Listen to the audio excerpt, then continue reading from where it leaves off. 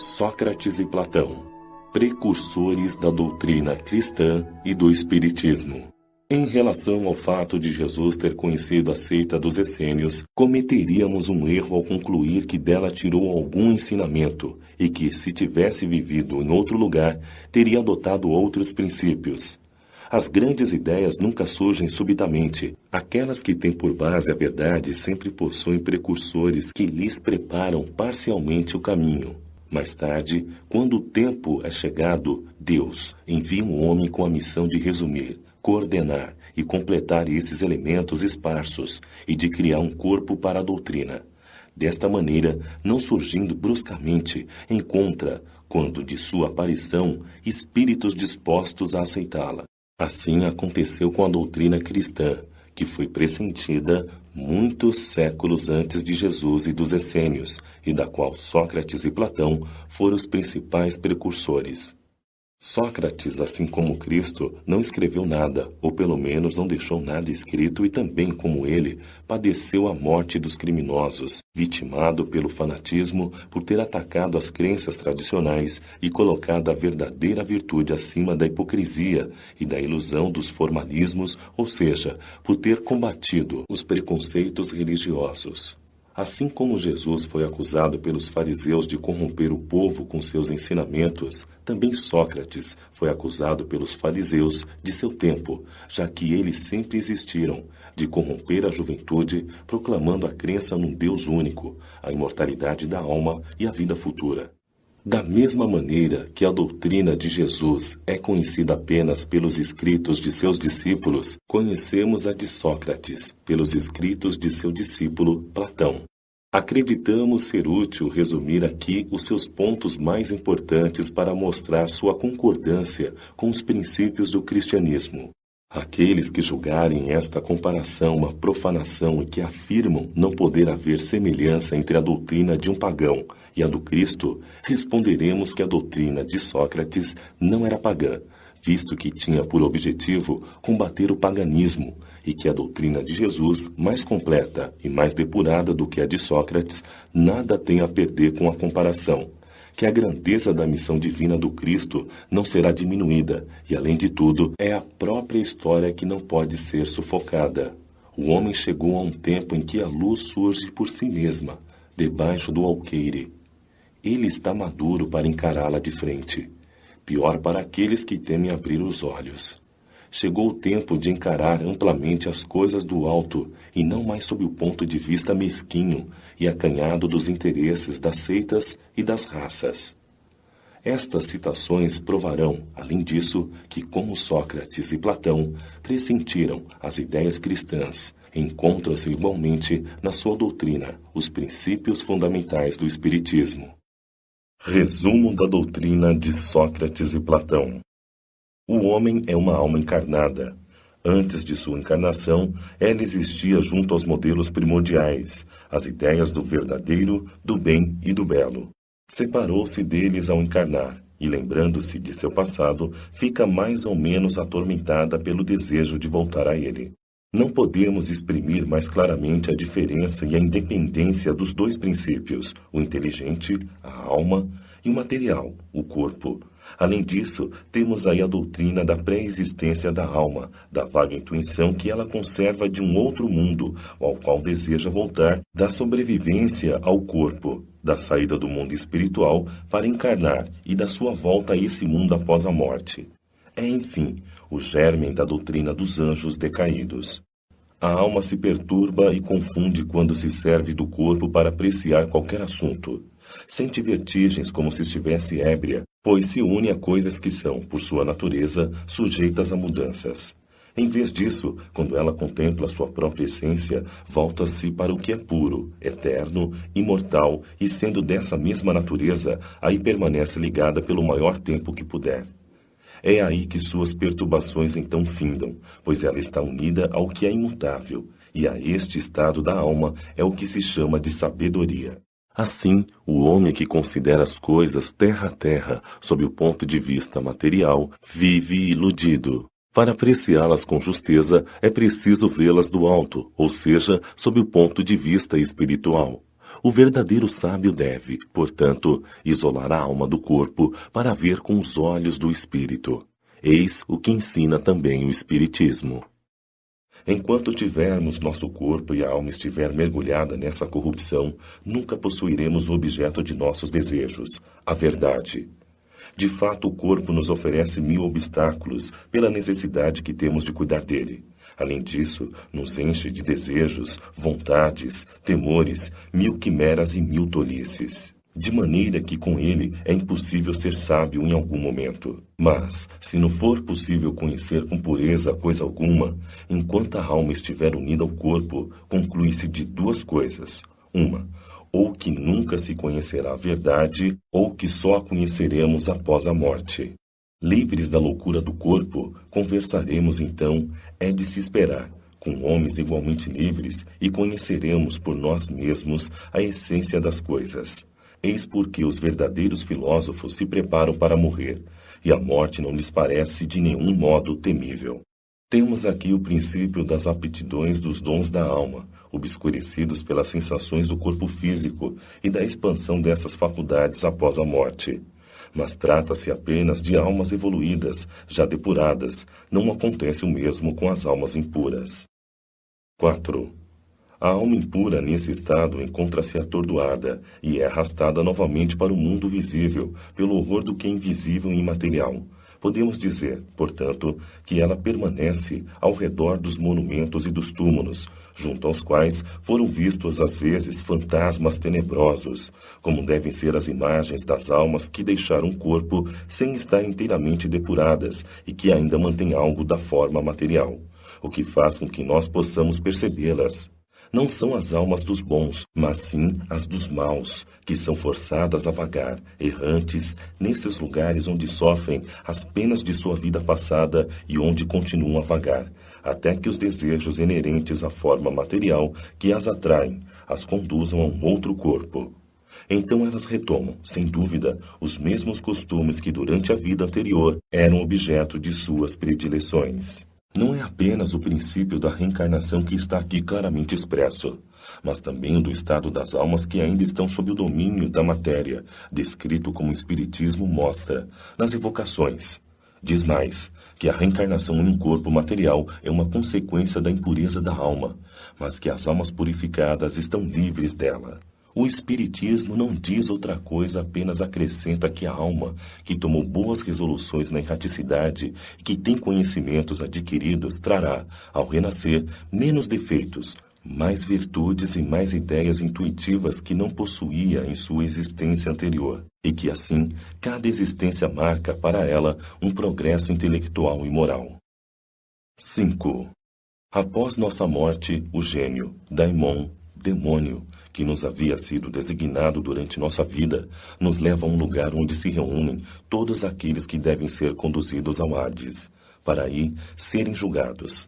As almas, após viverem no Hades o tempo necessário, voltam a esta vida por numerosos e longos períodos. Esta é a doutrina dos anjos guardiães ou espíritos protetores e das reencarnações sucessivas, após intervalos mais ou menos longos de erraticidade. 6. Os demônios ocupam o espaço que separa o céu da terra. São um laço que une o grande todo consigo mesmo. A divindade nunca entra em comunicação direta com o homem, mas é por intermédio dos demônios que os deuses se relacionam e falam com ele, seja durante o estado de vigília, seja durante o sono. A palavra daimon, do qual se derivou o demônio, não era tomada no mau sentido na antiguidade, tal como é nos tempos modernos. Não se aplicava exclusivamente aos seres malfazejos, mas a todos os espíritos em geral, entre os quais se distinguiam os espíritos superiores chamados de deuses e os espíritos menos elevados, ou demônios propriamente ditos, que se comunicavam diretamente com os homens. O Espiritismo também ensina que os espíritos habitam o espaço, que Deus só se comunica com os homens por intermédio dos espíritos puros, encarregados de transmitir as vontades dele. Que os espíritos se comunicam com os homens durante o estado de vigília e durante o sono. Se substituirmos a palavra demônio pela palavra espírito, teremos a doutrina espírita. Coloquemos a palavra anjo e teremos a doutrina cristã. 7. A preocupação constante do filósofo, tal como entendiam Sócrates e Platão, é a de dar mais atenção à alma e menos a esta vida, que não passa de um instante perante a eternidade. Se a alma é imortal, não é sábio viver em função da eternidade? O cristianismo e o espiritismo ensinam a mesma coisa. 8. Se a alma é imaterial, deve passar, após esta vida, a um mundo igualmente invisível e imaterial, assim como o corpo, ao se decompor, retorna à matéria.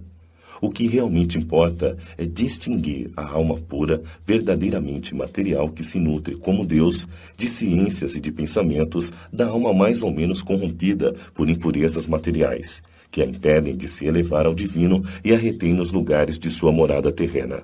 Como vimos, Sócrates e Platão compreendiam perfeitamente os diferentes graus de desmaterialização da alma. Insistem sobre a diferença de situação que resulta para ela e de sua maior ou menor pureza. O que eles diziam por intuição, o Espiritismo prova, por meio dos numerosos exemplos que nos põe diante. 9. Se a morte fosse a dissolução do homem por completo, seria uma grande vantagem para as pessoas más, após sua morte, porque se libertariam, ao mesmo tempo, de seu corpo, de sua alma e de seus vícios. Aquele que adornou sua alma, não com enfeites estranhos, mas com os que lhes são próprios, este sim, poderá esperar tranquilamente o momento de partida para o outro mundo. Equivale isto a dizer que o materialismo, que proclama um nada após a morte, seria a anulação de toda a responsabilidade moral posterior e, consequentemente, um estímulo ao mal, que a pessoa má tem tudo a ganhar com nada, que somente o homem que se libertou dos seus vícios e se enriqueceu de virtudes pode esperar tranquilamente o despertar na outra vida. O Espiritismo nos mostra, mediante os exemplos que nos põe diariamente perante os olhos, o quanto é aflitiva para uma pessoa má a passagem de uma vida para outra, a entrada na vida futura. 10. O corpo conserva os vestígios bem marcados dos cuidados que se teve com ele ou dos acidentes que sofreu. Acontece o mesmo com a alma. Quando ela se liberta do corpo, leva consigo os traços evidentes de seu caráter, de suas afeições e das impressões que cada um dos atos de sua vida lhe deixou. Desse modo, o maior mal que pode acontecer ao homem é ir para o outro mundo com uma alma carregada de culpas. Tu vês, Cáliques, que nem tu, nem Polos, nem Górgias, saberíeis provar que devemos seguir uma outra vida que nos será útil quando estivermos lá. De tantas opiniões diferentes, a única que permanece inabalável é a de que é melhor sofrer do que cometer uma injustiça e que, antes de mais nada, não se deve parecer, mas, sim, ser um homem de bem. Encontramos aqui este outro ponto fundamental, confirmado hoje pela experiência segundo o qual a alma ainda impura conserva as ideias, as tendências, o caráter e as paixões que tinha na terra. Este ensinamento, é melhor sofrer do que cometer uma injustiça, não é totalmente cristão? É o mesmo pensamento que Jesus revela neste ensinamento. Se alguém vos bater em uma face, oferecei-lhe a outra. 11. De duas coisas uma, ou a morte é uma destruição completa, ou é a passagem da alma para outro lugar. Se tudo deve se extinguir, a morte será como uma dessas raras noites que passamos sem sonhar e sem nenhuma consciência de nós mesmos. Mas se a morte é apenas uma mudança de morada, a passagem para um lugar onde os mortos devem se reunir, torna-se para nós uma felicidade encontrar aqueles a quem conhecemos. Meu maior prazer seria o de examinar de perto os habitantes dessa morada e de distinguir, como aqui, os que são sábios daqueles que acreditam ser e não são. Mas é tempo de nos despedirmos, eu para morrer, vós para viverdes. Sócrates disse: os homens que viveram na terra se encontram após a morte e se reconhecem. O Espiritismo nos mostra os espíritos desses homens continuando as relações que tiveram, de tal modo que a morte não é uma interrupção, nenhuma cessação da vida, e sim uma contínua transformação. Se Sócrates e Platão tivessem conhecido os ensinamentos que Cristo daria 500 anos mais tarde e os que o Espiritismo nos dá agora, falariam da mesma maneira.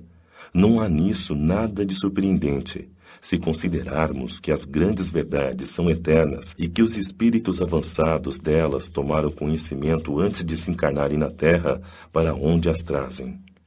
Sócrates, Platão e os grandes filósofos de seu tempo puderam, mais tarde, fazer parte daqueles que ajudaram Cristo em sua divina missão, e foram escolhidos porque precisamente já compreendiam, mais do que os outros, os seus sublimes ensinamentos. Finalmente podem fazer parte agora da grande pleiade de espíritos encarregados de vir ensinar aos homens as mesmas verdades. 12. Nunca se deve retribuir injustiça com injustiça, nem fazer o mal a ninguém, seja qual for o mal que nos tenham feito. Poucas pessoas, entretanto, admitem este princípio, e as que discordam a esse respeito só podem desprezar-se umas às outras. Não está aí o princípio da caridade que nos ensina nunca retribuir o mal com o mal e perdoar aos nossos inimigos? 13. É pelos frutos que se reconhece a árvore. É preciso qualificar cada ação segundo o que ela produz, chamá-la má quando causar o mal e a boa quando produzir o bem. Este ensinamento é pelos frutos que se reconhecem a árvore, encontra-se repetido textualmente diversas vezes no Evangelho. 14. A riqueza é um grande perigo. Todo homem que ama a riqueza não ama nem a si mesmo, nem aquilo que possui. Ama a uma coisa, que lhe é ainda mais estranha do que o que lhe pertence. 15. As mais belas preces e os mais belos sacrifícios agradam menos à divindade do que uma alma virtuosa que se esforça por assemelhar-se a ela. Seria muito grave se os deuses se interessassem mais pelas nossas oferendas do que pela nossa alma.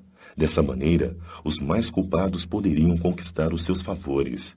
Mas não, pois só são verdadeiramente justos e sábios os que, pelas suas palavras e seus atos, resgatam o que devem aos deuses e aos homens.